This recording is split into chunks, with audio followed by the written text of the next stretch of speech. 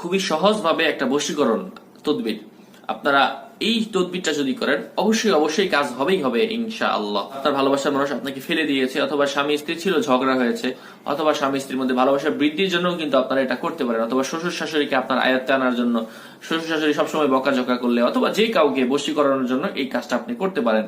কিভাবে করতে হবে সেটা হচ্ছে, আপনাকে একটা কাগজ সংগ্রহ করতে হবে, সাদা কাগজ। যাকে যাকে বশ করতে চান তাদের প্রত্যেকের নাম ওই কাগজের মধ্যে আপনি লিখবেন এবং নিচে একটা মোমবাতি ধরাবেন।